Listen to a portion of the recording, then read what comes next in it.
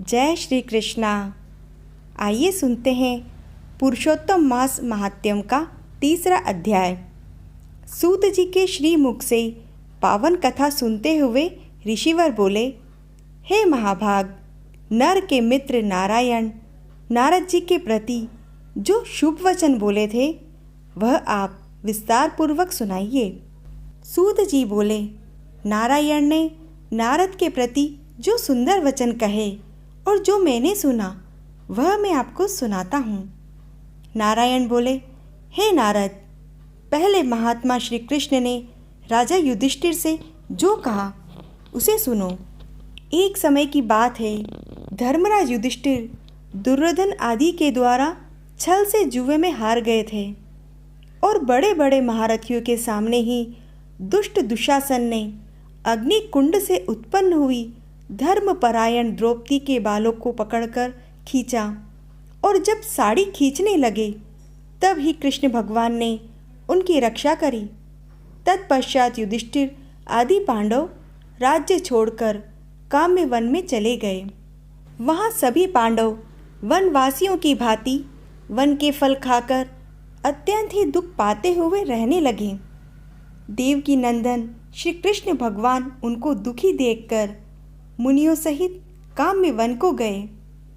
तब युधिष्ठिर, भीम, अर्जुन श्री कृष्ण भगवान को देखकर मानो उनकी देह में प्राण आ गए हो, झटपट उठे और प्रेम से विहल होकर बड़ी ही प्रीति से मिले। एवं नकुल सहदेव ने भी शीघ्र ही उनके चरण कमलों को प्रणाम किया। द्रौपदी ने भी कमजोरी के वश में होकर धीरे धीरे चलकर प्रणाम किया। भगवान श्री कृष्ण ने युधिष्ठिर आदि भाइयों को देखा, उन्हें मृग चर्म पहने हुए देखा तो दुखी हुए। और जब विश्वात्मा भक्त वत्सल भगवान ने धृतराष्ट्र के, दुर्योधन आदि सबके पुत्रों को भस्म करने के लिए कोप किया तब उनकी भ्रुकुटी टेढ़ी हो गई, आंख चढ़ गई। करोड़ों महाकाल जैसा उनका मुख विकराल हो गया, मानो प्रलय काल की अग्नि ही लपट उठी हो। दांतों को पीसते हुए ऐसा प्रतीत होने लगा मानो सबको अभी भस्म कर देंगे। जिस प्रकार सीता जी के वियोग से संतप्त रामचंद्र जी को रावण पर क्रोध आया, उसी प्रकार श्री कृष्ण का स्वरूप हो गया। तब अर्जुन श्री कृष्ण भगवान के इस स्वरूप को देखकर भय से थरथर काँप उठा और दोनों हाथ जोड़कर द्रौपदी तथा युधिष्ठिर सहित प्रभु की स्तुति करने लगे। अर्जुन बोले, हे भगवान श्री कृष्ण, हे जगन्नाथ, नाथों के नाथ, मैं जगत से बाहर नहीं हूँ। हे जगत के रक्षक, आप मेरी रक्षा कीजिए।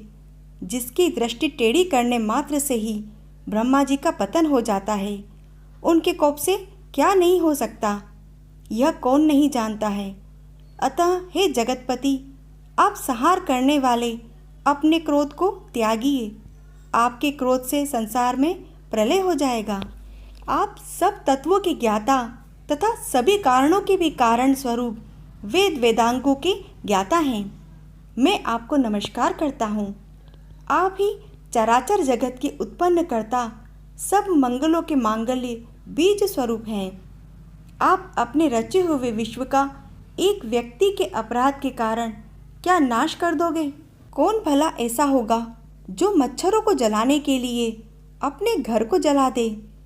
दूसरों की वीरता का मर्दन करने वाले अर्जुन ने भगवान से इस प्रकार निवेदन किया। तब भगवान श्री कृष्ण ने कहा, हे राजन, हे महाभाग, अब मेरे वचन को सुनो। आपने यह प्रश्न अपूर्व किया है, आपको उत्तर देने में मुझे उत्साह हो रहा है। इस प्रश्न का उत्तर गुप्त से भी गुप्त, ऋषियों को भी नहीं विदित है। हमारे भक्त होने के कारण हम कहते हैं।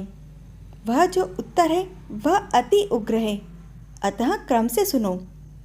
चैत्र आदि जो 12 मास, निमेष, महीने के दोनों पक्ष, घड़ियाँ, प्रहर, त्रिप्रहर, 6 ऋतुएं, दक्षिणायन और उत्तरायण, वर्ष चारों युग, इसी प्रकार तक जो काल है, यह सब और नदी, समुद्र, तालाब, कुएं, बावड़ी, स्रोत, लता, नगर, गांव सब मूर्ति वाले हैं और अपने गुणों से पूछे जाते हैं। इसमें ऐसा कोई अपूर्व व्यक्ति नहीं है जो अपने अधिष्ठाता देवता के बिना रहता हो।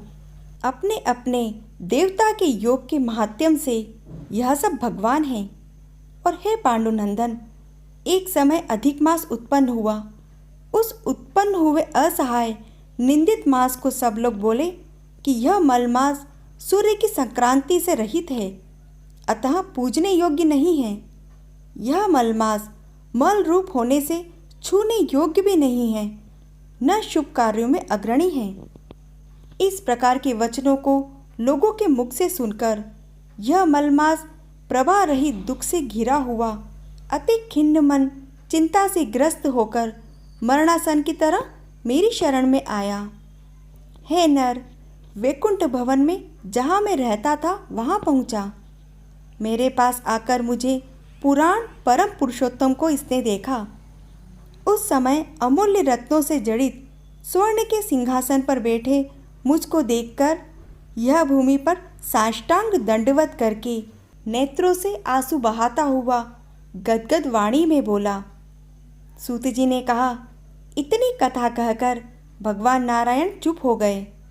इस प्रकार नारायण के मुख से कथा सुनकर भक्तों के ऊपर दया करने वाले नारद मुनि पुनः भगवान से बोले, हे प्रभु, इस प्रकार अपनी पूर्ण कला से विराजमान भगवान विष्णु के निर्मल भवन में जाकर उनके चरण कमलों की शरण में आया हुआ अधिकमास क्या बोला। इति श्री ब्रह्म नारदीय पुराणे पुरुषोत्तम मासे अधिक मासे वैकुंठ पदार्पण नामक तृतीय अध्याय समाप्त हुआ। इसी प्रकार की मधुर कथाओं का श्रवण करने के लिए आप श्री सनातन व्रत कथा को सब्सक्राइब करें और इस कथा को लाइक व शेयर करें। जय श्री कृष्णा।